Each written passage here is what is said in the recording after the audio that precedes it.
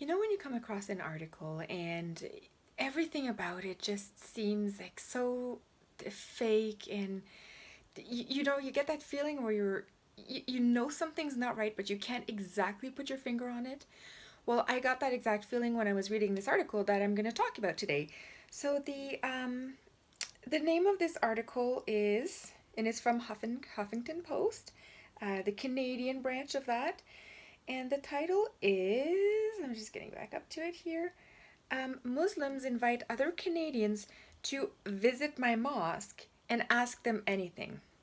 So when when these kinds of articles come out, we have to wonder why, right? So the first question that popped to my mind is, why are Muslims inviting other Canadians to visit their mosque? I mean, it's actually quite funny because the title itself puts a very distinct separation. There's the Muslims and there's the others. It literally says it in the title.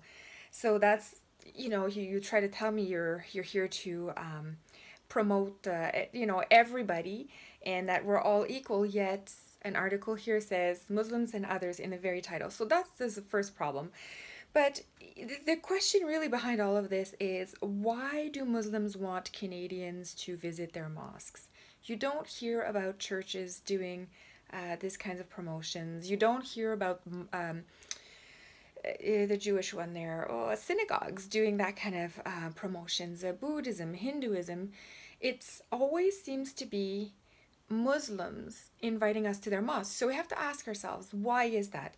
We live in a society where there is multiple religions all coexist, and everybody pretty much lets everybody else do their own thing as long as it doesn't impede on other people's freedom of speech or violence or anything like that. We are very accepting and we allow other people to practice their religion in the privacy of their own life.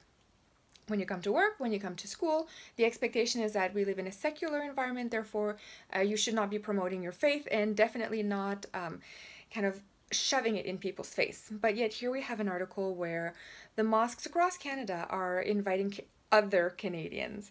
So, we have to also realize, given that all these mosques are doing this, it's a large coordinated effort. It's not just a couple of Muslims getting together saying, hey, like, let's open up our doors in this one mosque. It's all mosques trying to participate in this thing, which leads me to believe that there is some bigger, more serious governing body that would be behind this. It could be organizations like CARE, ISNA, ICNA, any of those Muslim um, organizations that often have ties to either jihadis or are funding terrorism somewhere in the world. It has to be one of those groups has to be behind this. It would not surprise me.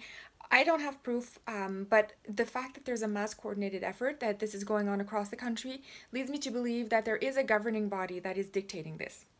Now, there's two things to realize in this article, and this is pretty much the standard thing they're going to put in articles every time they talk about Islam or Muslims.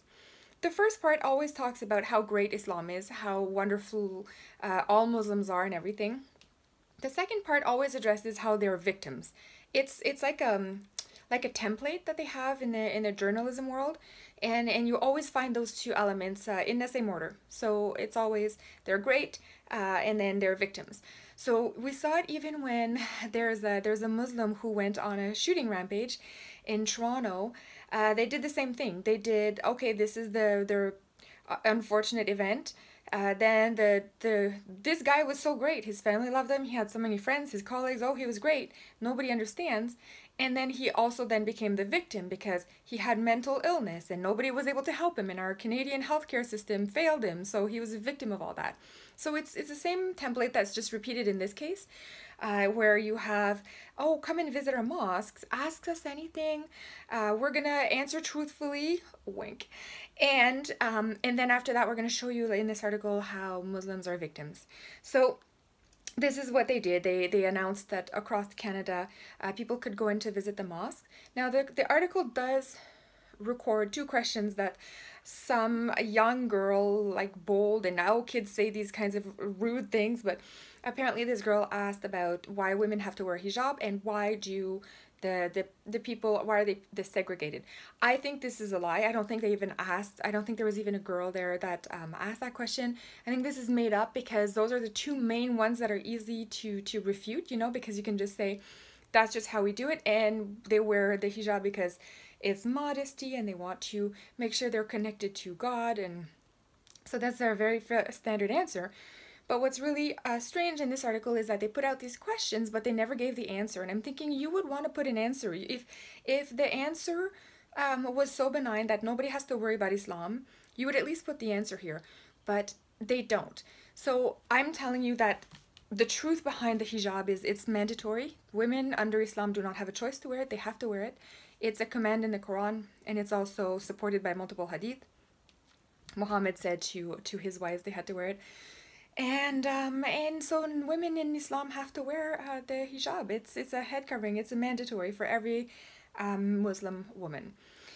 Now, the other part of the question, why are the women separated from the men? Um, Under Islamic doctrine, women are considered inferior. They're considered less smart, um, and they also are considered to be less capable than men. And therefore, they need to be segregated from the men, especially during prayer times, because if they are there, they will interrupt the male prayer with their womanhood. So this is why they have to be separated, because it's all on the woman to make sure she doesn't tempt or distract or do anything to the man. The man has no accountability in this situation. It's all on the woman, which is why they have to cover themselves up. Now, I would love to hear from any Muslims who love to come on this channel and just bombard all these insults at me.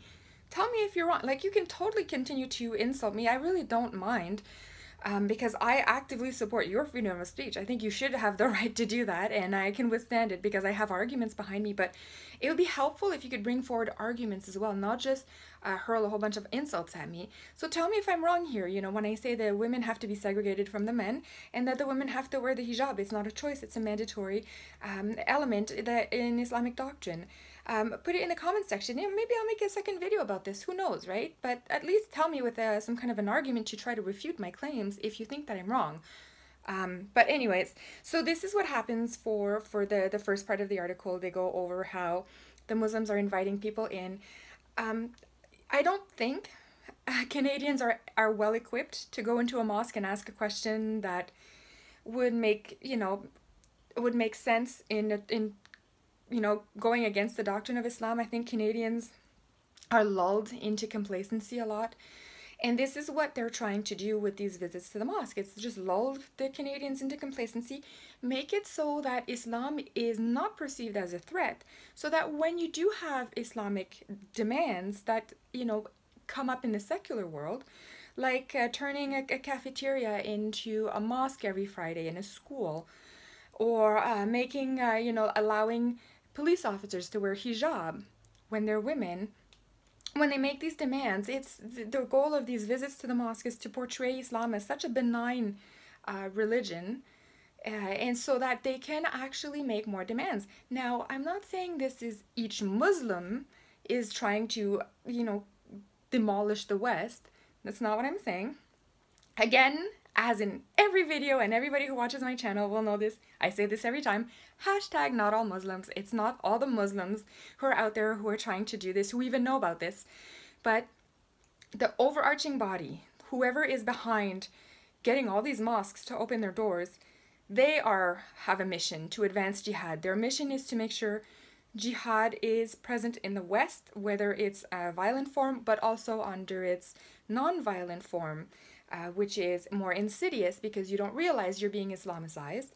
But that's what the goal is. The goal is to do that, so that if you think Islam is a benign religion, nothing to worry about, when you have demands by Muslims, you're more inclined to acquiesce and to give them whatever they need.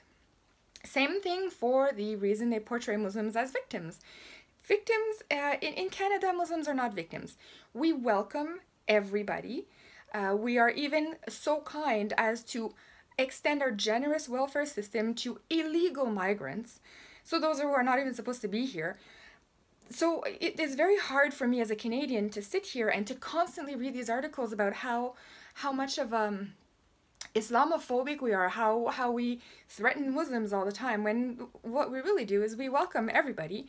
And Muslims being part of everybody, well, they come here and they benefit from our system. So it's a little bit infuriating to keep reading this over and over and over in these articles, and I just wish that these journalists would stop. But they'll probably have some kind of arrangement in the back and with these Islamic groups to make sure that they print this kind of garbage in our face and make it so that we don't realize.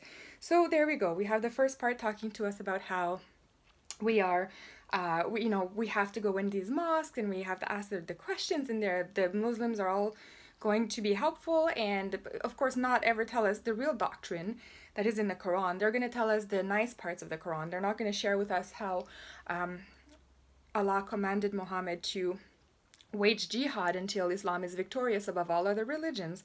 They're not going to say that. They're not going to say that they have institutional racism against Jewish people. They're not going to tell you that in the mosques when you go and ask the questions. They're going to give you the vanilla version of Islam, the benign version.